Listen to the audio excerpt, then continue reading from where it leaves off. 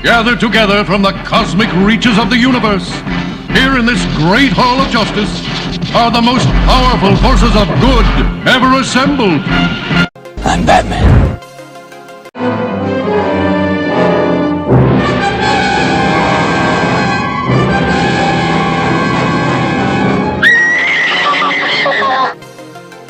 Easy, miss. I've got you. You've got me! Who's got you? Dooby-dooby-doo, where are you? We got some work to do now.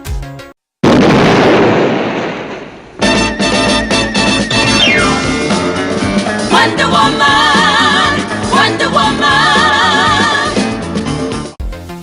Mr. McGee, don't make me angry.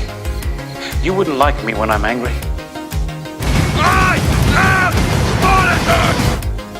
Wait a minute, Doc. Are you telling me you built a time machine? Out of a DeLorean? I'm Conor MacLeod of the Clan MacLeod. I was born in 1518 in the village of Glenfinnan on the shores of Loch Shiel. I am immortal. I'm Captain Kirk. I'm a doctor. But probably not the one you expect.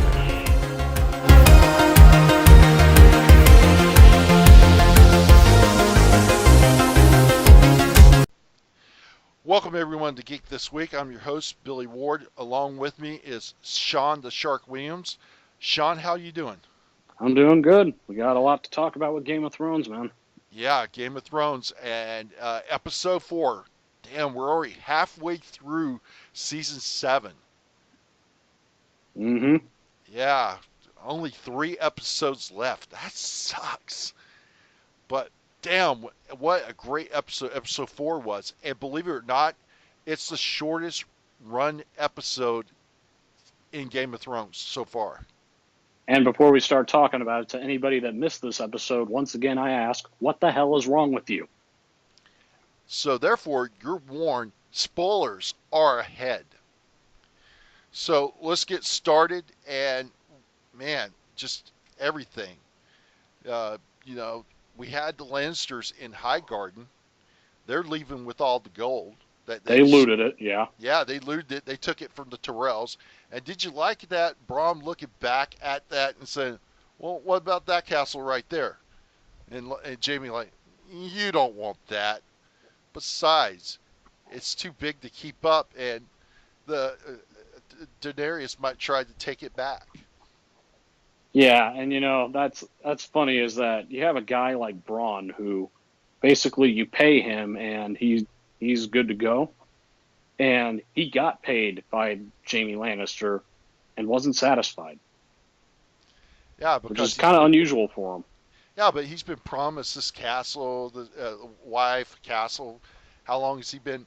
Hell, he was promised that in season 4 if he didn't fight for Tyrion in his trial of combat.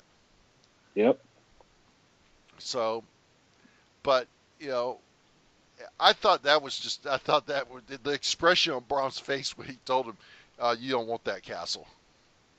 Yeah. And then when he told him, oh, go and hassle the farmers for the grain, intimidate them.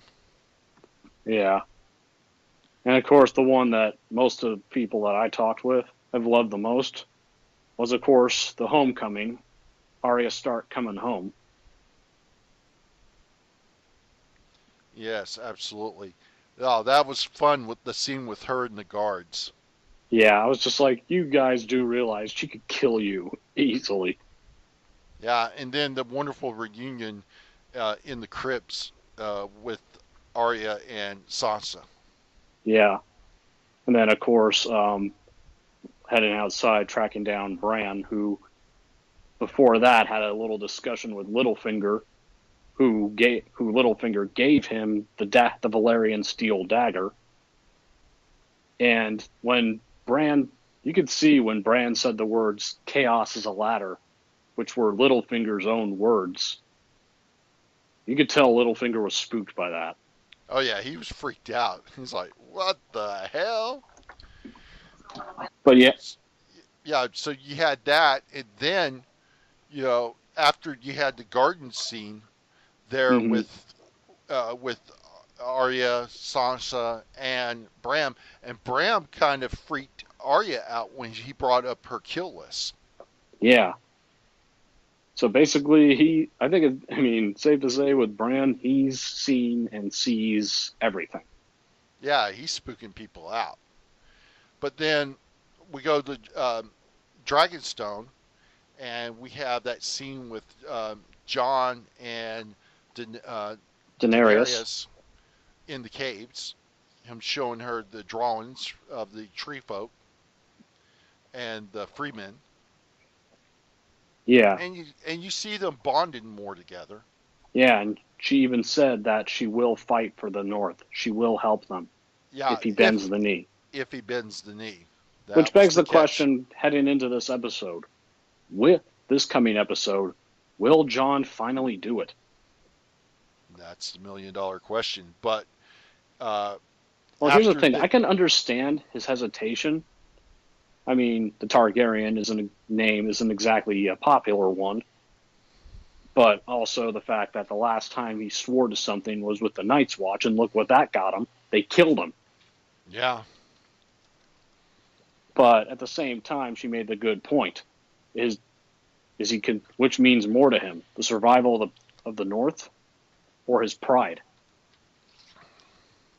that is very true. But the more when he talked about with I don't know her, I forget her name, but Daenerys' right hand woman, when he talked with her, and I think that it's starting to open his eyes more and seeing that she is definitely not her father.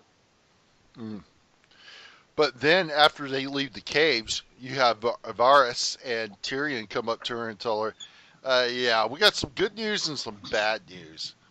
Yeah, we took the rock, but Euron took out all our ships. Yeah, leaving Grey Worm and the rest of the little squad of the Unsullied trapped, which is a big problem. But and she was ready to just unleash the dragons on King's Landing, and finally she even turned to Jon Snow, tapping into his medical advice, to which he said that if you do this, you'll have proven everything that's whatever your father was. You'll have proven that you're no different. But then that brings us to, I think, what was the coup de grace. Well, yeah, you first, got me there.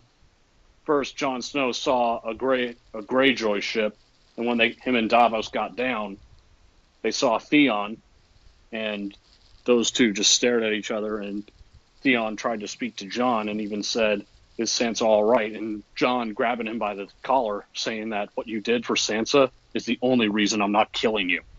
Yeah, absolutely. This is what I was saying. If I was Jon Snow, I'd want to rip his head off. Yeah. But before we get to the big coup de grace of this episode... sorry, one more thing that I wanted to bring up was Theon saying that he wanted to talk to Daenerys. He wanted to rescue Yara. So yes. That kind of brings back that what people deemed as cowardice, that quite possibly it was just a retreat, because he knew they couldn't win, and that even if he made a move against Euron, he would have just killed him and Yara anyway. True. But before we get to the big coup de grace of the episode, we had that nice scene between Brianna and Arya, the little duel.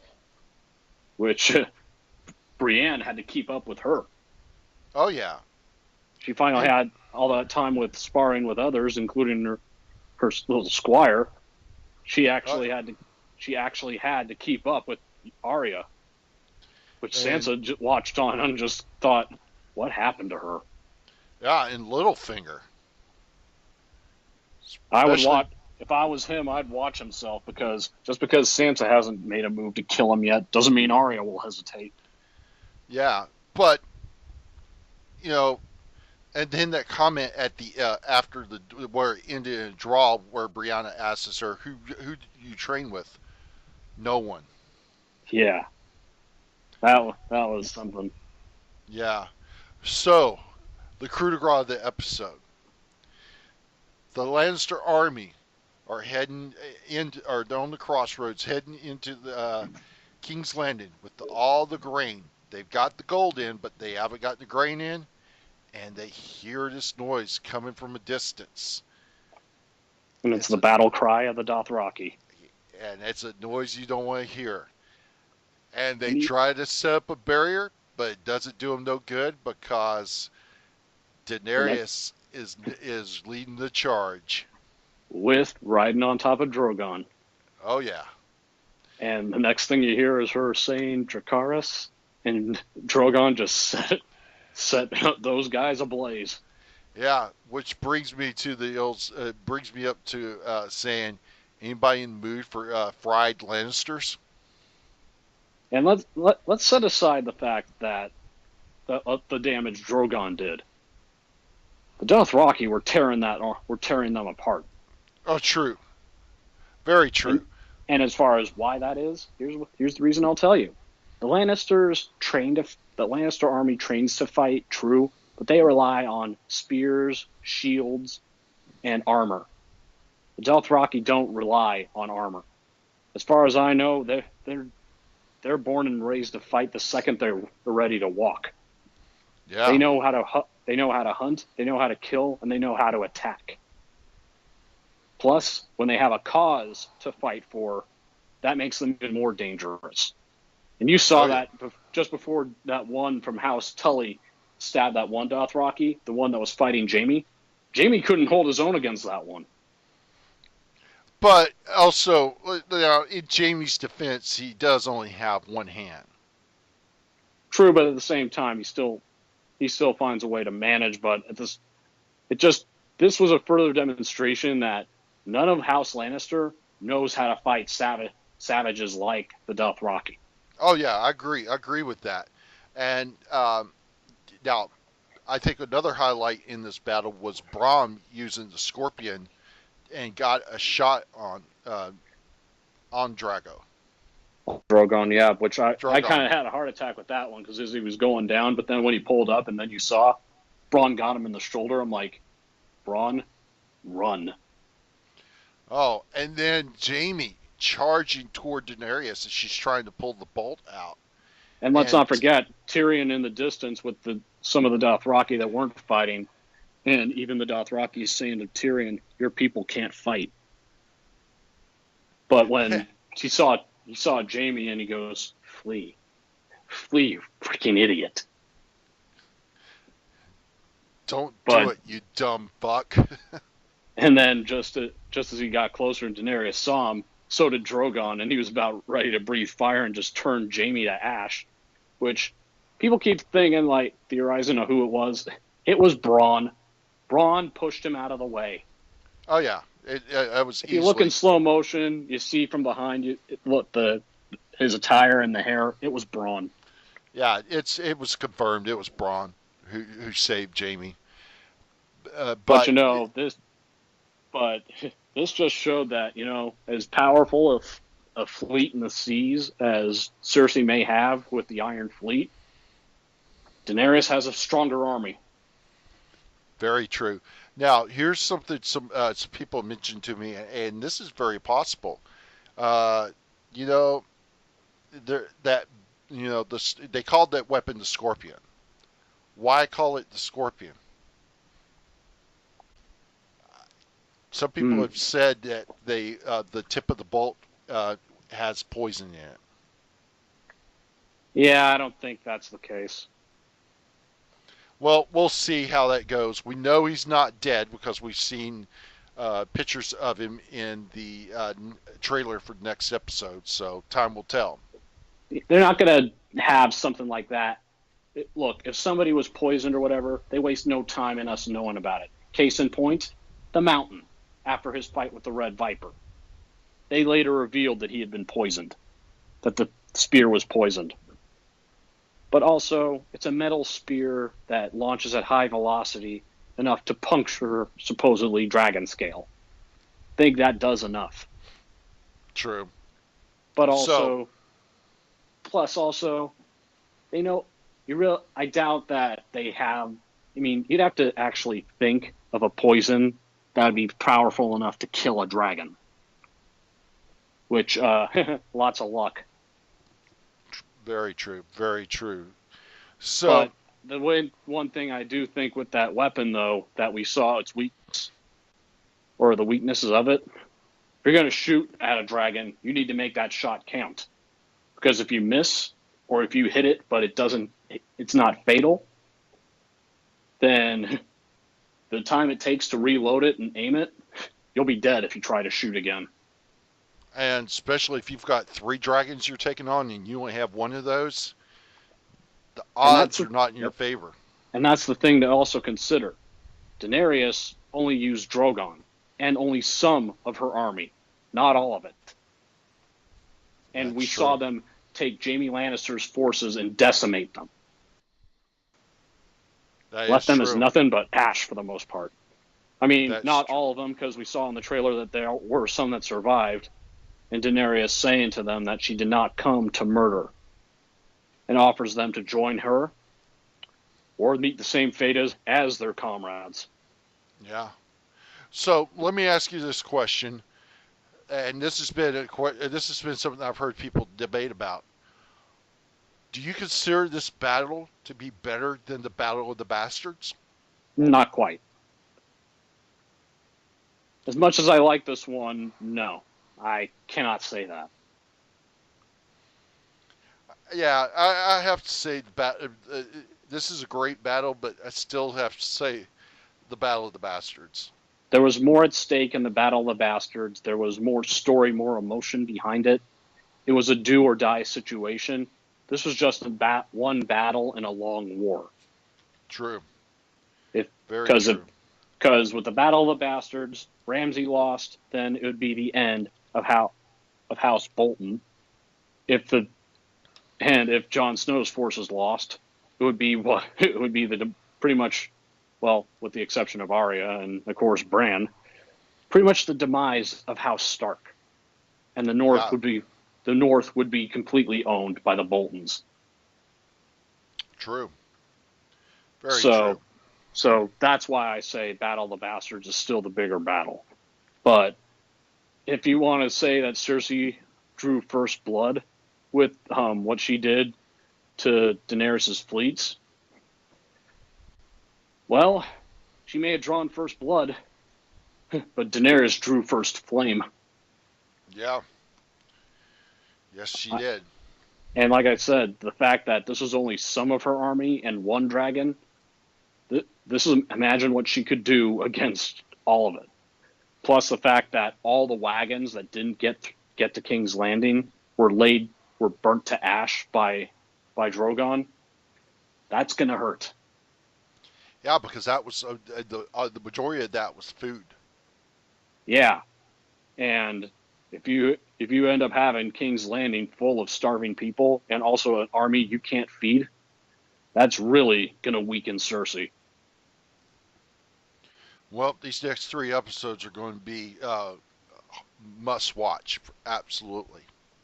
But also, let's face it. I think just about all those soldiers that survived that Daenerys made that ultimatum to, are going to join her. Also depleting that army, that some of that army going to the other side, that will also hurt the House Lannister.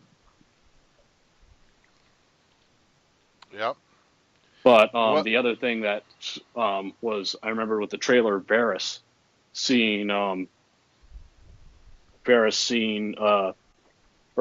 Tyrion and telling him, "You have to make him listen." I think they have Jaime. I thought he said you have to make her listen.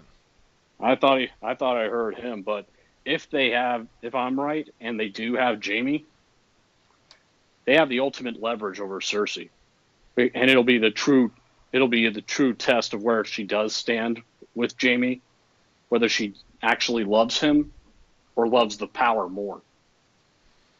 Well, I think we know the answer to that one. Yeah, and if she chooses the crown and the power, she'll lose him. Well, we'll see how that goes. Well, everyone. Plus, I think we all Go know ahead.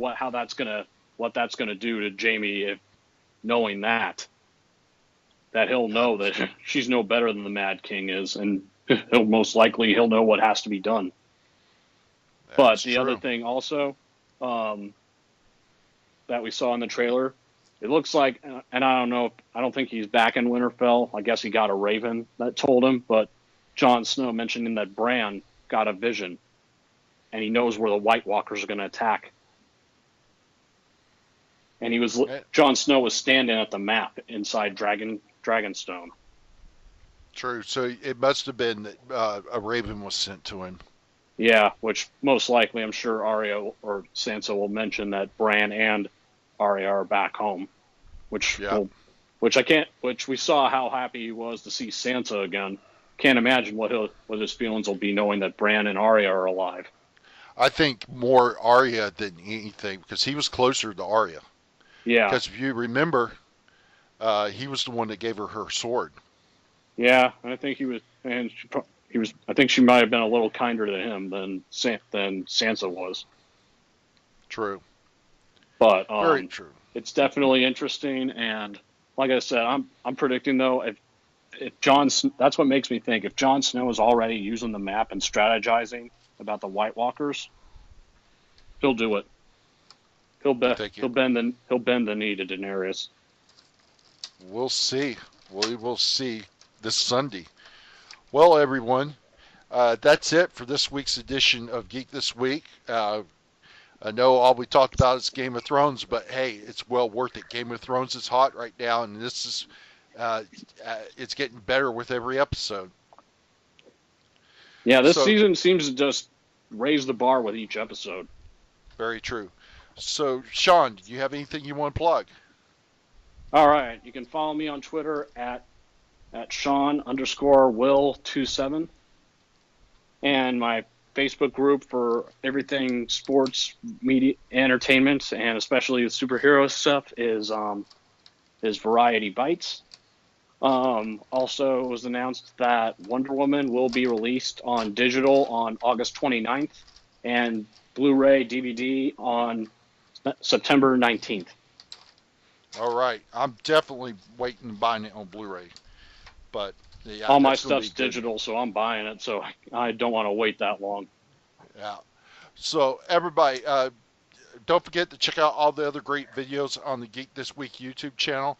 A lot of panels from Pensacon 2016, 16, 17, Fanboy Expo 16. There's the Dukes of Hazzard reunion panel, Ric Flair, lots of them. And there's 2 Game of Thrones panels on there that you need to check out. There's just a lot of panels. So check them out. Thank you guys for watching, and we'll be back next week. And remember, winter has came. We'll catch you all next week.